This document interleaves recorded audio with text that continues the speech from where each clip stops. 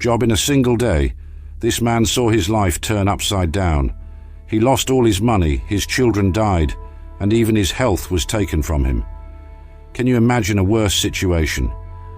Well, here comes the most incredible part. Instead of getting angry with God, Job knelt down and worshipped. Sounds crazy, right? But this story is not just an ancient tale. It holds a powerful secret, something that can completely change the way you deal with life's problems. Do you want to know what it is? Then stay with us. We're going to unveil Job's secret together, the one that everyone, believer or not, should know. By the end of this video, I promise you'll see the challenges in your life with different eyes. Are you ready for this journey? Let's go. Before getting into the exciting part of the story, let's get to know better who Job was. The Bible tells us that he was a very special man. At the beginning of the book of Job, we read, "There was a man named Job who lived in the land of Uz. He was a blameless and upright man, feared God, and shunned evil." Job 1:1. This means that Job was a really good person, someone everyone admired. But Job wasn't just a good person, he was also very rich. The Bible says he had 7,000 sheep, 3,000 camels, 500 yoke of oxen, 500 female donkeys, and many servants. Job 1:3. To give you an idea, this would be like being a millionaire today. Job was undoubtedly one of the richest men of his time. And Job's family, it was beautiful. He had 7 sons and 3 daughters, and they all got along very well. They loved to have parties together. And Job, he was a very attentive father.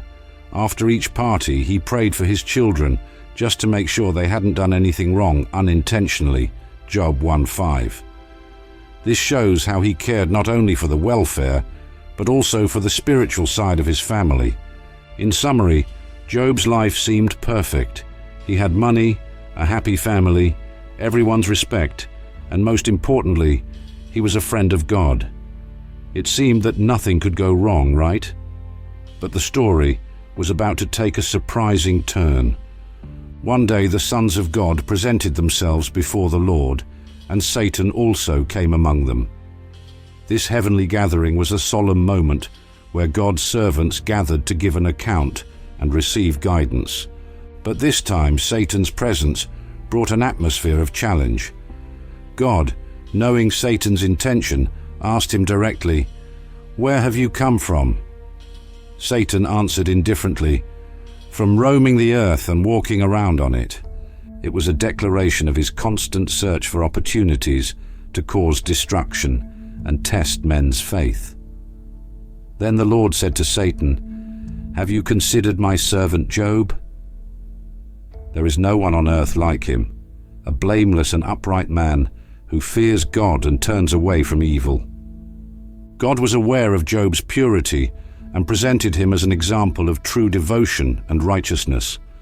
Satan, however, with his cunning gaze, questioned the sincerity of Job's faith. Does Job fear God for nothing? Have you not put a hedge around him and his house and all that he has? You have blessed the work of his hands, and his possessions have increased in the land. Satan suggested that Job's integrity was superficial, sustained only by the material blessings he had received.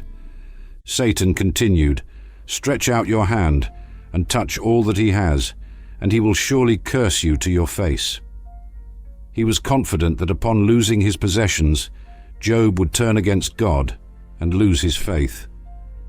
The Lord, with full confidence in Job's faithfulness, said to Satan, "Everything he has is in your power, only do not lay a hand on his person." God allowed Satan to test Job, but set a clear limit.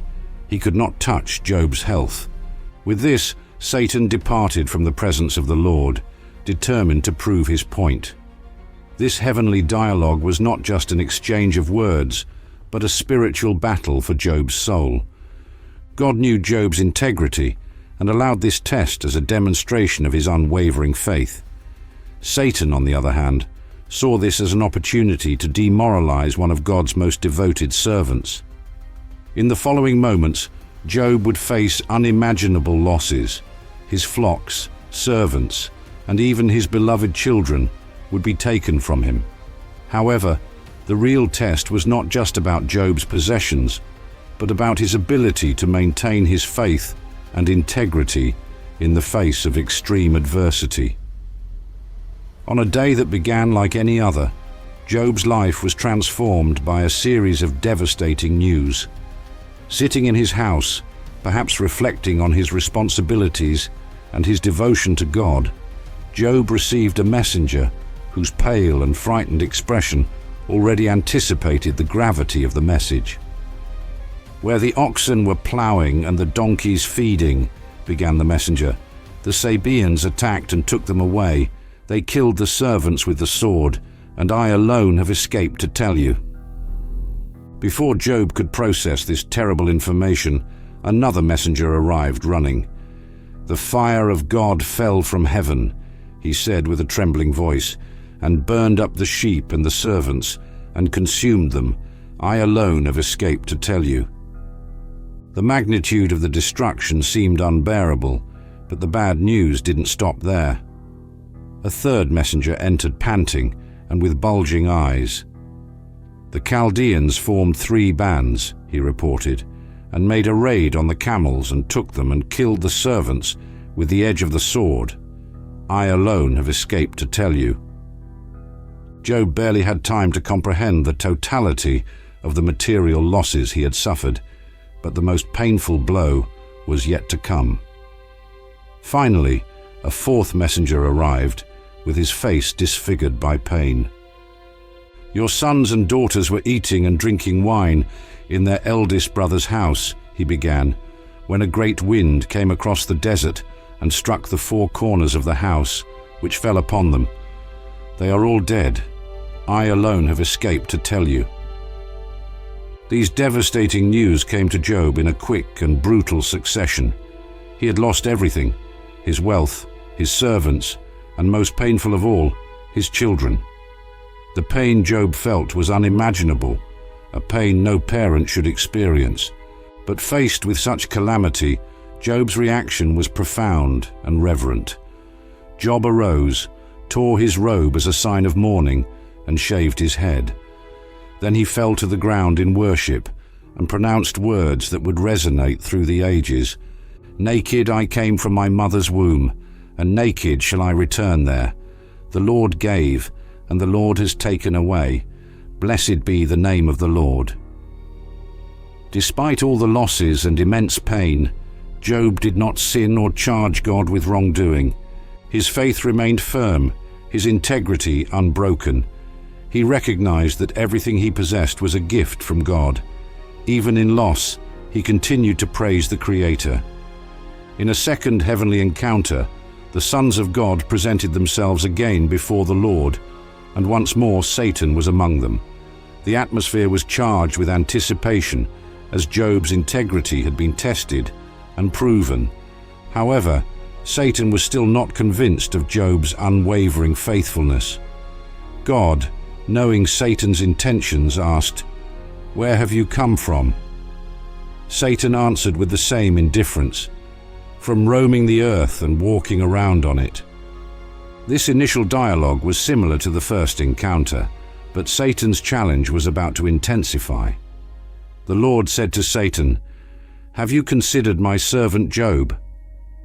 There is no one on earth like him, a blameless and upright man, who fears God and turns away from evil. He still maintains his integrity, although you incited me against him to destroy him without cause." God highlighted Job's resistance even after having lost everything. Satan, always looking for ways to prove his point, replied, "Skin for skin. All that a man has, he will give for his life. But stretch out your hand and touch his bone and his flesh, and he will surely curse you to your face."